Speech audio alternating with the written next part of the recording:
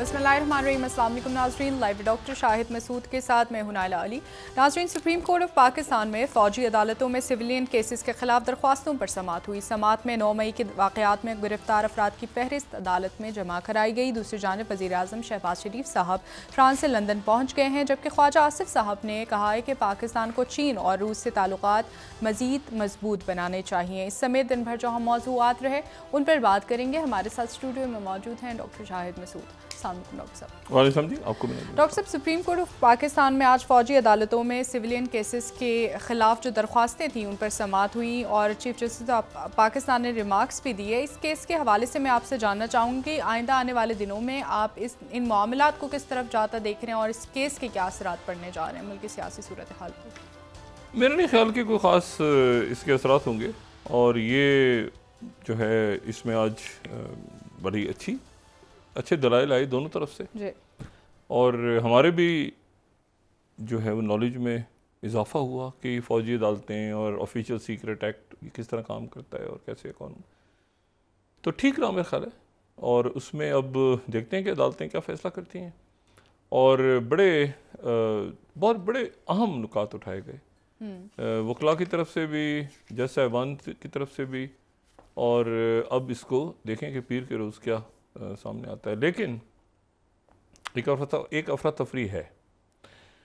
अफरा तफरी यह है कि बदकिस्मती से हमारे जो एक तो सुप्रीम कोर्ट के अंदर एक तकसीम मौजूद है और उसको अब किस तरह से ख़त्म किया जाए मैं तो उस पर ज़्यादा बात नहीं करता। हमारे लिए काबिल एहतराम है तमाम जज साहिबान, लेकिन वो मौजूद है और वो फ़ाइज़ ईसा साहब ने जो बात की उस बात को हुकूमत ने भी वो बात हुकूमत ने कर ली। मतलब मिसाल के तौर पे हुकूमत ही कह रही है कि जी जैसे फ़ाइज़ ईसा साहब ने कहा कि मैं इस बेंच को, उन्होंने एक कानूनी पोजीशन ली, उन्होंने कहा कि मैं अलग नहीं हो रहा इस बेंच से, मैं अलग बिल्कुल नहीं हो रहा, मैं और जो जस्टिस तारिक मसूद साहब हैं।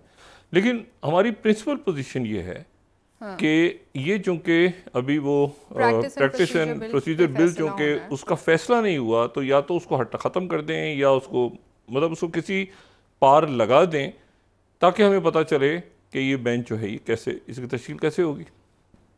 तो ये बेंच जो है हम इसको नहीं मानते। अच्छा, अब हुकूमत भी इस पर उनका भी स्टांस आ गया। हुकूमत तो नहीं सारी, ये यानी 2-3 वज़रा ने ख़ास तौर पे उन्होंने कहा कि जी हम तो जो है वो इस बेंच को नहीं मानते, इसका जो भी फैसला होगा ये बेंच तो है ही नहीं। अच्छा, अब ये एक अजब मामला है कि देखें अगर ये कैसे मुमकिन है कि अदालत, हाँ ऐसे फैसले हैं जिनके ऊपर अमल दरामद नहीं हो सका लेकिन उनको भी कहीं रोक के रखा हुआ है। 14 मई का फैसला, इलेक्शंस का 14 मई को तो इलेक्शन नहीं हुआ, लेकिन उसका जो फैसला है वो अभी होना है कि क्यों नहीं हुआ, क्या था, कैसे था। तो वो एक हमारा एक जुडिशल सिस्टम, एक मामला तो ऐसे हैं जो कि बहुत ज़्यादा यानी समझ से बाहर हैं एक आम शख्स के। लेकिन जो हुकूमत का यहाँ पे नुक्ता नज़र है इस वक्त वो ये है कि उनकी वो पोजीशन, वही पोजीशन है जो कि फ़ाइज़ ईसा साहब ने ली, यानी वही कहते हैं कि ये जो बेंच हम इसको नहीं मानते। अच्छा, बयान ये है कि इसको नहीं मानते, लेकिन जो फॉर ऑल प्रैक्टिकल पर्पसेस ये बेंच का फ़ैसला जो है वो, अगर बेंच एक बात कह रहा है चीफ जस्टिस साहब के अंडर एक बेंच, तो उसका फ़ैसला मानने पे रियासत का तमाम अदारे पाबंद हैं आइन के मुताबिक। तो अब हुकूमत कह रही है कि यानी चंद वज़रा जो हैं वो कह रहे हैं कि नहीं, उनकी वही पोजीशन है जो फ़ाइज़ ईसा साहब की पोजीशन है कि भाई ये तो बेंच ही नहीं है। लेकिन साथ ही अटॉर्नी जनरल साहब पेश हो रहे हैं जो मैंने कल भी बात की थी और वो ज़ाहिर है हुकूमत की पोजीशन की वो वजाहत भी कर रहे हैं और ये मंगल तक शायद फ़ैसला आ जाए और अब देखते हैं कि क्या फ़ैसला आता है इसमें। लेकिन मैंने बात वही जो पहले की थी कि ये 9 मई के जो भी शख्सियात बराह रास्त बिलवास्ता उकसाने पे आगे पीछे दाएं, उनके लिए किसी भी किस्म की उनके लिए रिलीफ नहीं, नरमी नहीं है। और वो जो है वो उसमें चाहे वो इंसदाद दहशत गर्दी की, मैंने कल भी बात की थी कि जो इंसदाद दहशत गर्दी की अदालतें और बाकी अदालतें, उनके अंदर भी बहुत सख्त जो है वो सज़ाएँ और मामलात होते हैं। और ये बात मैंने कल भी की थी कि कई वकला तो कहते हैं कि यार उनकी अगर हम सज़ाएँ और कार्रवाई को देखें तो कई लोग कहने लगे कि यार इसको फ़ौजी अदालत में भेज दो, क्योंकि वहाँ तो बहुत ज़्यादा सख्ती है। लेकिन बहरहाल देखते हैं कि अदालत क्या फ़ैसला करती है। तो ये एक अफरा तफरी है, ख़त्म हो जाएगी। लेकिन इसके साथ ही एक दूसरा मामला बड़ा अजब चल रहा है,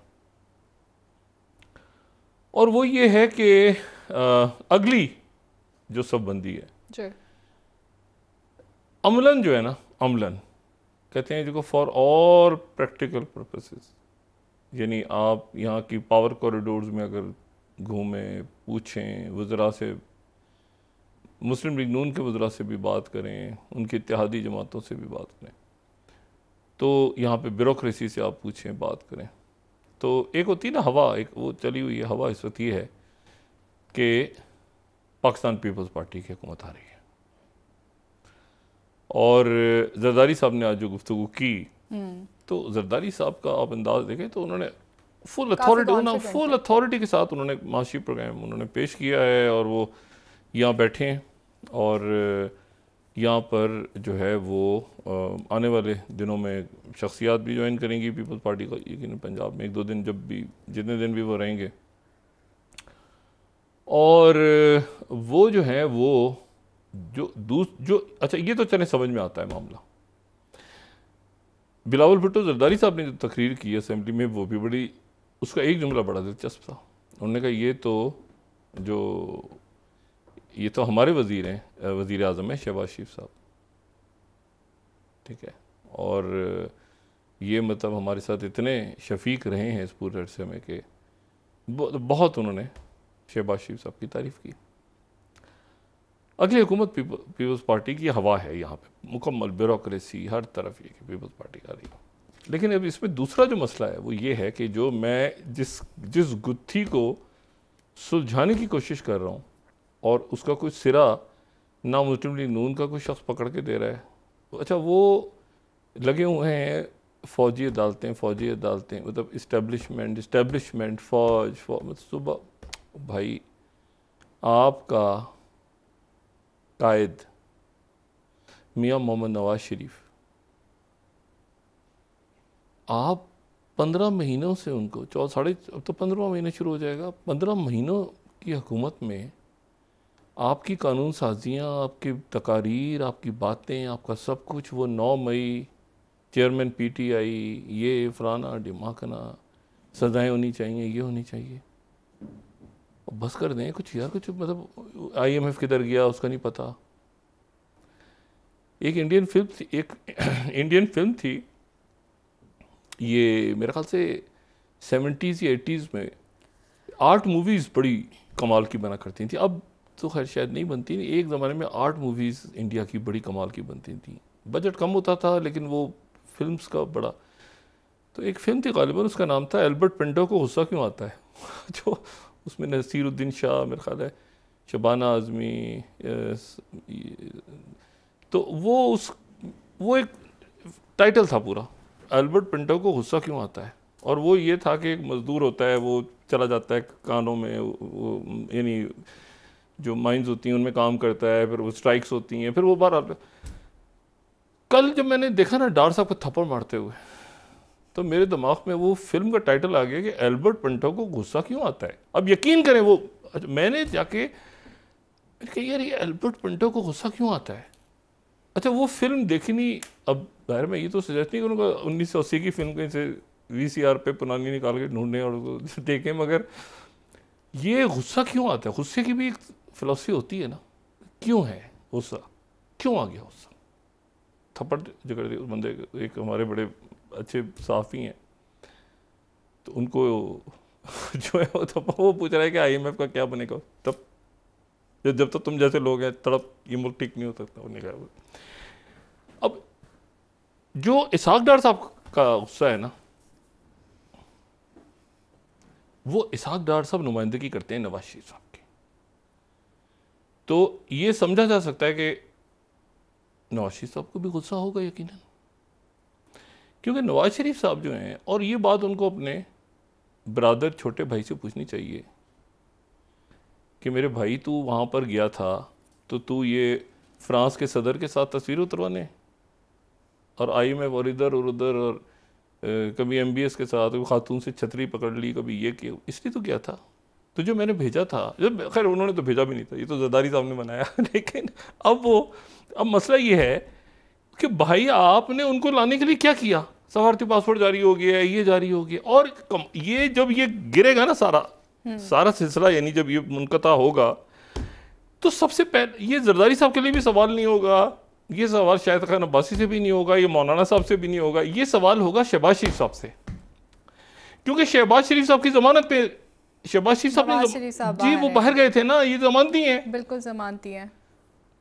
देखिए ना हालात खराब हुए, पता चला जमानत ही जब्त हो गई मसला ये है कि वो उसको लीगली मसले को क्यों नहीं हल, अच्छा वो कानूनी मुशावरत की टप्पड़ तो करके वो उधर आएंगे, दुबई आएंगे, दुबई में सऊदी अरब जाएंगे, उधर जाएंगे, फिर नहीं आ रहे अभी।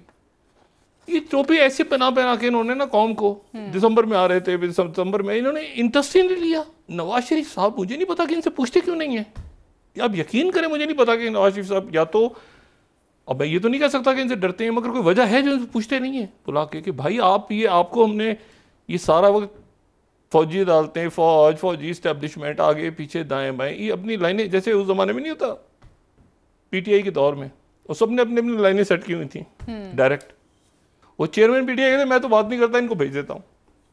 वो जब जाते थे अपनी लाइन सेट करते थे, सब धबरदूज हो गए, सब फारिग। तो ये सब अपनी अपनी ये अपने कायद को छोड़ के इन्होंने वही किया जो चेयरमैन PTI, हाँ इन्होंने डायरेक्ट सेटिंग वेटिंग करके सारे। ओ भाई आपने प्रायोरिटी के ऊपर ये देखना था कि वो कैसे आते हैं वापस, और उनके दो मसाइल, एक तो वो 5 साल वाला चले, ठीक है ना, वो चले, लेकिन दूसरा वो जो एवन फील्ड का केस है ना, जिसमें 10 साल या 7 साल वो जिसमें सजा हुई है, और उसमें यानी वो जेल से वो पैरोल, यानी वो मैंने कल भी कहा था ना, वो नहीं है जुडिशियल रिमांड वगैरह पे नहीं, उस सज़ा में थे, तो सज़ा में एक तो ये तो पैरोल पे रहा होते हैं, या ये होता है कि, लेकिन वो जमानत पे हुए। अच्छा जमानत पे कैसे हुए, वो तो हम तो समझ बीमा, वो भी ख्वाजा आसिफ साहब से लेकर सारों ने ऐसे हुआ था, तो ऐसे हुआ था, बाजू साहब नहीं किया था, उनको बयान नहीं थे क्यों। अब इसके खैर बहरहाल इसका कानूनी मसला क्यों नहीं ये तलाश करते सबसे पहले प्रायोरिटी पे, कि जरदारी साहब यहाँ बैठे हुए हैं, बिलावल यहाँ बैठे हुए हैं, शहबाज शरीफ बैठे हुए हैं, तमाम, अच्छा मरीम साहिबा को भी कॉर्नर कर दिया इन्होंने, तो ये सारा जो वोट बैंक है या वोटर है वो तो नवाज शरीफ साहब का है। तो इन्होंने नवाज शरीफ साहब को क्या किया उनके साथ, ये अच्छा ये भी कह रहे हैं कि अच्छा वो जरदारी साहब कह रहे हैं कि मैं कभी मुस्लिम लीग नून को धोखा नहीं दूंगा। यानी आप कमाल देखेंगे वो जो है, अच्छा मैं आपको एक बात बताऊं, जब ये सारा ऊपर नीचे दाएं बाएं हो रहा होगा ना ये पूरा, यानी जब भी जरदारी साहब एक ऐसा वो लगाएंगे ना, एक तलवार होगी जरदारी साहब की तरफ से, पीपल्स पार्टी की तरफ से तलवार का इंतजार करें आप। जब इलेक्शन की डेट करीब आएगी या अनाउंसमेंट, उन्होंने अपने आप को मैशत से तो अलग कर दिया ना बिल्कुल। हाँ। वो कह रहे हैं कि ये 100 बिलियन की, उन्होंने इसको भी साइड पे रखा है अभी, ये जो फाइनेंशियल टास्क फोर्स ये जो बनी है ना कमेटी वगैरह, फैसिलिटेशन, उन्होंने कहा ये, हाँ इन्होंने कहा मैं 100 बिलियन तो इशू ही नहीं है। हाँ। तो उन्होंने पूरा बताया कि बलोचिस्तान में कॉटन का और वो पूरा, तो इशू ये है सारा कि उसमें ये जो हमारे अकाबरीन हैं मुस्लिम लीग नून के, बाकी 85 में से तो 80 वज़रा तो आते ही नहीं है सामने, 3-4 हैं वो जो आते हैं, तो वो फौजी डालते हैं, फौज इस्टेब्लिशमेंट, उनको वो अपनी बात ही नहीं करते, अपने कायदे, हमारे कायदे तब आएंगे वापस, हमने ये कानून साजी की है, उनका थोड़ा सा तड़का लगा देते हैं, कुर्बानियाँ ये वो करके, फिर वो आगे निकल जाते हैं। अब इशू सबसे इम्पॉर्टेंट ये है जो इनको मेरे ख्याल से प्रायोरिटी पे 12 इनकी अपनी वो है कि जितनी जल्दी वहाँ पर इतना भी नहीं कोई आई कि जहांगीर तरीन साहब से मुलाकात हुई, अच्छा कल ही पहुँचेंगे, आज पहुँचेंगे, कल दुबई आ जाएंगे, परसों, तो ये किस तरह से प्लान हो, फिर वापस चले जाएंगे। तो मेरा ख्याल है कि अब एक ऐसा टाइम आ गया कि खुल के बात शहबाज शरीफ साहब के, आपको तो शहबाज शरीफ साहब में और प्राइम मिनिस्टर मोदी में एक चीज़ कॉमन है। अच्छा, प्राइम मिनिस्टर मोदी जो हैं इंडिया के, उन्होंने आज तक कोई प्रेस कॉन्फ्रेंस में किसी सहाफ़ी के सवाल का जवाब नहीं दिया। यानी वो 2014 से हैं इक़्तिदार में, और उन्होंने आज तक किसी प्रेस कॉन्फ्रेंस में किसी सहाफ़ी का सवाल का जवाब नहीं दिया। पहली दफ़ा वो कल पकड़े गए जब उनसे सवाल हो गया व्हाइट हाउस में, पहली दफ़ा सवाल हुआ और उसमें उन्होंने 10-12 दफ़ा जमहूरियत जमहूरियत डेमोक्रेसी डेमोक्रेसी डेमोक्रेसी कोई सवाल ही उठे हुए थे ना वहाँ पे।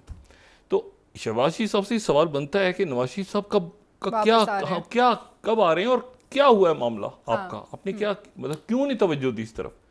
एक मईशत वो ठुस, एक मियाँ साहब की बात थी वो ठुस, तो क्या पीपल्स पार्टी फुल पावर के साथ आ रही है और ओ हो ठीक है ना, मतलब उनके लिए मैदान खाली और वो मतलब उनके वो पंजाब लेके जाएंगे वापस। अब ये या तो ये है कि ये उससे पहले पहले मामला हल करें, मामला हल कर पीटीआई के वोटर भी ले जाएंगे वो। अच्छा, हाँ पीटीआई के वोटर भी ले जाएंगे। इतना ज़्यादा डिस्कनेक्टेड भी नहीं है वो लतीफ़ खोसा साहब से, थोड़े से हैं, ज़्यादा नहीं है वो, बस ठीक है चलता रहता है। अच्छा बहरहाल तो वो जो है ना वो एतजाज़ साहब से है थोड़ा सा, लेकिन वो ठीक है। वो मतलब है कि देखें ना वो बिल्कुल आराम से मईशत का प्रोग्राम पेश कर रहे हैं, ये कर रहे हैं, खारजा पॉलिसी दाएं बाएं, उनके कोई ये रोलर पे थोड़ी है। फौजी डालते हैं, कोर्ट अदालत, ये बेंच बनेगा वो बिल्कुल आराम से। आपने देखा जरदारी कोई बात ही नहीं कर रहे, वो जरदारी साहब सुना आपने, ये बेंच नहीं बनेगा वो होगा, हम नहीं मानते फलां, आराम सुकून के साथ चिल प्रोग्राम नहीं होता। वो इलेक्शन की तैयारी कर रहे हैं बैठ के और वो बड़े कॉन्फिडेंट थे। नहीं और उन्होंने कमाल की बात की, उनका वो बयान याद रखें, अगला इलेक्शन तब होगा जब मैं चाहूंगा। उस बयान को आप ऐसे ही ना लेंगे हवा में, उन्होंने बयान उन्होंने कहा तब होगा जब मैं चाहूंगा, जब वो देखेंगे माहौल अच्छा सा। उन्होंने कहा अच्छा जी खुदाफिज।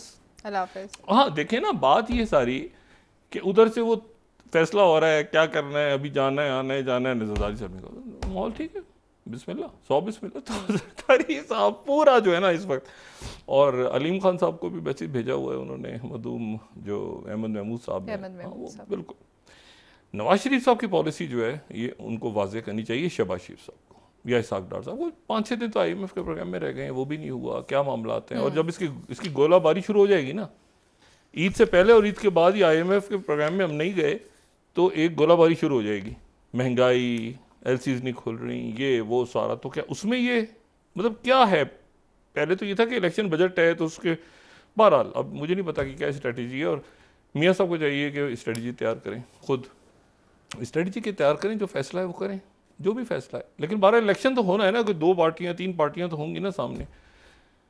तो एक तो दूसरी तो ये अब देखें कि क्या फैसला आता है सामने। और मुझे बड़ी अजीब सी बात लगी कि जी वो शहबाज शरीफ वहाँ जाएंगे और अरब ममालिक में 2 हफ्ते रहेंगे फिर वापस लंदन चले जाएंगे। ये टाइम नहीं है इस वक्त तो बिल्कुल इलेक्शन का बिल्कुल ऐसे होना चाहिए कि जी मुस्लिम लीग नून जो है वो इलेक्शन में किस तरह जाती है। अच्छा अब ये जो है ये तो बहरहाल, लेकिन सियासी जमातें उनका अपनी पॉलिसीज हम तो सिर्फ तबसरा कर सकते हैं। मैं बात करता है ये प्राइम मिनिस्टर मोदी का बड़ा थोड़ी सी बात, हाँ भाई बड़ा मज़ेदार देखें। एक तो इस्तकबालिया बड़ा ज़बरदस्त, देखें ना जो अच्छी बात है बड़ा तारीख़ इस्तकबालिया।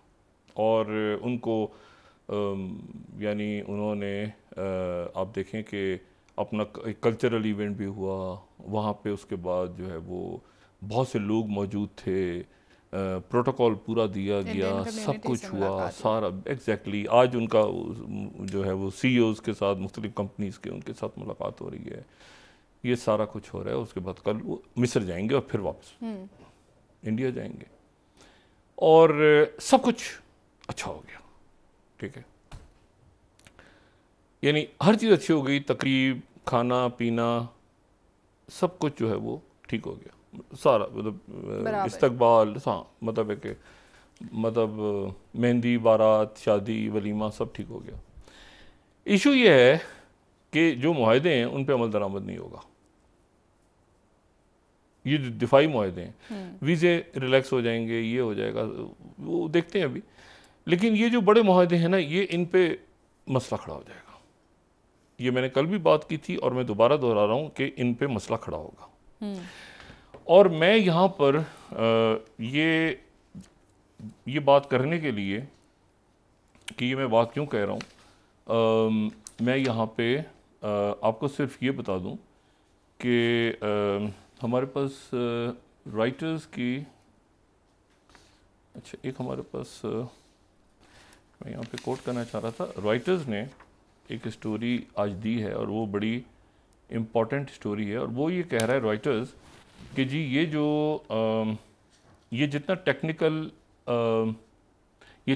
ये जो एग्रीमेंट्स हैं ये इनके ऊपर अमल दरामद हो नहीं सकता, और उसकी जो वजह है वो ये बता रहे हैं कि जी ये जो 9th और 18th, हाँ जी 9th और 18th पे, अच्छा तो नहीं ये नहीं, जो आज एक खबर है राइटर्स की, अच्छा वो राइटर्स एक्चुअली क्या कह रहा है उसको हम देख लें, अगर अभी ब्रेक के बाद अगर मौका मिला तो हम निकाल देंगे, तो राइटर्स को कोट कर देंगे। राइटर्स ये कह रहा है कि जी ये टेक्निकल ट्रांसफ़र हो नहीं सकता, इसमें बड़े प्रॉब्लम्स होंगे, और प्रॉब्लम्स की जो वजह है वो राइटर्स बहुत मुनासिब वजह बता रहा है, और वो कह रहा है कि जो टेक्नोलॉजी का ट्रांसफ़र्स है, यानी देखें ना जैसे जनरल इलेक्ट्रिक और हिंदुस्तान एरोनॉटिक्स के दरमियान जो है वो F414 इंजन्स आएंगे और वो तेजा मार्क 2 पे लगेंगे, जो कि जहाज़ हैं उन पे वो लगेंगे, और उसके बाद वो ज़ाहिर है कि जहाज़ उनके 2026 तक वो तैयार हो जाएंगे कि वो बड़े जदीद, लेकिन ये टेक्नोलॉजी ट्रांसफ़र जो है ये आसान नहीं होगा। इसी तरह से दूसरा जो बड़ा अहम है कि जनरल एटॉमिक्स के साथ उनका MQ-9B रीपर ड्रोन्स, तो वो जो है वो उस पर अमल दरामद मुश्किल होगा। हाँ। उस पर अमल दरामद मुश्किल इसलिए होगा कि उनका एक कानून है जिसको वो कहते हैं ITAR, और international traffic and arms regulations, उनका एक कानून है, और ये कानून 1976 से काम कर रहा है, ठीक है, 1976 से ये कानून काम कर रहा है, और ये कानून जो है, इस कानून की वजह से अभी तक जो मैंने कल भी बात की थी कि ऑस्ट्रेलिया और ब्रिटेन को भी टेक्नोलॉजी ट्रांसफर नहीं हो सकी, ऑकसस के मालिक को, यानी जिनको सबमरीन्स देनी थी, वो न्यूक्लियर पावर्ड सबमरीन्स देनी थी, वो सबमरीन्स भी उनको नहीं दे पाए, क्योंकि वो चीख रहे हैं, मतलब वो प्रॉपरली, यानी अगर आप ये देखें कि वो ये कह रहे हैं, ये मैंने कल भी बात की थी, मैं इसको दोबारा बात को दोहरा रहा हूँ कि ये फाइनेंशियल टाइम्स जैसे सेकंड स्लाइड है, UK and Australia urge Washington ease security rules in security pact. अब ये कौन सा पैक्ट? ये वो पैक्ट है जिसको ITAR, ठीक है, वो कह रहे हैं कि ITAR को खुदा का वास्ता हटाओ, क्योंकि ITAR की मौजूदगी में तो हमारा ये काम आगे हो ही नहीं सकता। अच्छा, इसी तरह से फिर आप देखें कि नेशनल डिफेंस कह रहा है will US export regulation derail AUKUS, यानी ये जो है, ये पहली जो स्लाइड है नेशनल डिफेंस की, यानी उनका ये जो लॉ है ये इतना ज़्यादा सख्त लॉ है कि ये जो भी असलहा या जो भी टेक्नोलॉजी ट्रांसफ़र बाहर होता है ITAR उसको रोक लेता है, और इसकी वजह से ऑकस यानी कौन से मुल्क? वो मुल्क जो ऑस्ट्रेलिया और बरतानिया हैं, ऑस्ट्रेलिया और बरतानिया जैसे मुल्क जो हैं उनको टेक्नोलॉजी ट्रांसफ़र नहीं हो रही कि ये जी न्यूक्लियर पावर्ड टेक्नोलॉजी हम इस पर ट्रांसफ़र इंडिया को ट्रांसफ़र करेंगे। तो ये टेक्नोलॉजी ट्रांसफ़र, ये वादे हो गए, उनसे भी वादे हो गए थे, एग्रीमेंट हो गए थे, सब कुछ हो गए थे, लेकिन फिर उसके रास्ते में ये कानून आ गया था। अब इस बात को गौर करें, ये प्रेसिडेंट ओबामा ने जो कल बात की है, ये प्रेसिडेंट ओबामा ने जो बात कल की है CNN पे, ये क्या आपके ख्याल से ये हादसाती तौर पे उनकी स्लिप ऑफ टंग हुआ है? ये अरेंज इंटरव्यू नहीं था। ये ओबामा जो हैं, इनके ये वाइस प्रेसिडेंट थे बाइडन, उन्होंने कहा है कि जी हाँ, ये इंडिया जो है ये ख़त्म हो जाएगा या ये टूट जाएगा अगर वहाँ पर उन्होंने अपनी जो अक़लियतें हैं, मुसलमान ख़ास तौर पे, उनके हकूक़ का ख्याल नहीं रखा। अब कृष्ण मानपुर जो हैं, उन्होंने भी ये पूरा, और ये कोई लाइव तो नहीं है ना, ये एक रिकॉर्डेड CNN का इंटरव्यू है जिसमें इतनी बड़ी बात की है। आपके ख्याल से ये और फिर थ्रू आउट जो आगे पीछे चलता रहा है, माइनॉरिटी राइट्स और ये ह्यूमन राइट्स, डेमोक्रेसी, सारे मज़ामीन, हमारा अलाई नहीं है, हम इस पर ट्रस्ट नहीं कर सकते, हम ये नहीं कर, ये, और वो भी कह रहे हैं हम नहीं है। इशू ये है कि मैंने आपसे पहली बात की थी कि यहाँ पर ये एक पीक है ना, एक पीक पे गए और उसके बाद वो ख़त्म हो गया मामला। ख़त्म इस सेंस में हो गया कि जी अब वो दोबारा आप वापस इंडिया, और इंडिया आके वो मणिपुर में आग लगी हुई है। और मणिपुर क्या है, ये जो एक सिलीगुड़ी का इलाका है, ये सिलीगुड़ी, वो चिकन नेक नहीं कह रहा मैं, सिलीगुड़ी जो वेस्ट बंगाल में, ये वेस्ट बंगाल जो है ना, सिलीगुड़ी कॉरिडोर इसलिए चिकन नेक इसलिए बना है कि मगरबी बंगाल और फिर इस तरफ जो है ना, यानी बीच में बांग्लादेश है, इस तरफ मगरबी बंगाल है। बंगाल तकसीम हो गया था ना मगरबी और मशरकी, तो एक ढाका था और उधर कलकत्ता था, तो कलकत्ता वाला मगरबी बंगाल था, वेस्ट बंगाल जो इंडिया का हिस्सा बन गया था, ये मशरकी पाकिस्तान और बाद में बांग्लादेश, तो ये तकसीम हो गया था बंगाल जी। अब ये जो यहाँ पर है सिलीगुड़ी गांव है और बीच में बांग्लादेश है और इस तरफ मणिपुर है, ठीक है।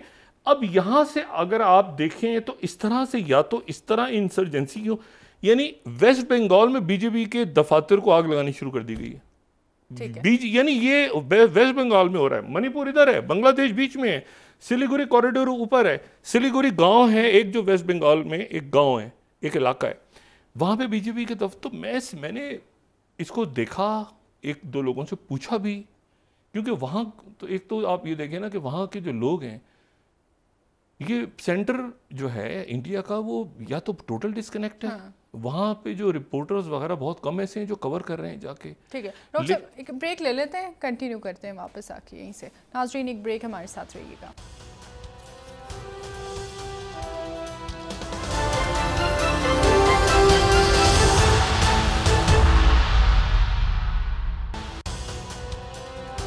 वेलकम बैक नाज़रीन। जी डॉक्टर साहब, बात कर रहे थे आप भारत के वज़ीर आज़म का दौरा है अमेरिका पर और क्या हासिल हुआ, इसके बाद किस तरह से आप देख रहे हैं कि पाकिस्तान जो है वो इस मामले से कितना मुतासिर होगा या पाकिस्तान पे इसके क्या? देखिए, एक तो उनकी स्टेटमेंट आई है ना कि वो पाकिस्तान से, हाँ वो उनकी स्टेटमेंट है, उनके ज़ाहिर है कि उनका एक नुक्ता नज़र है, यहाँ से कुछ होता रहा माजी में, कुछ नहीं हुआ क्या वो, लेकिन ये कि वो इतना रेलिवेंट नहीं है।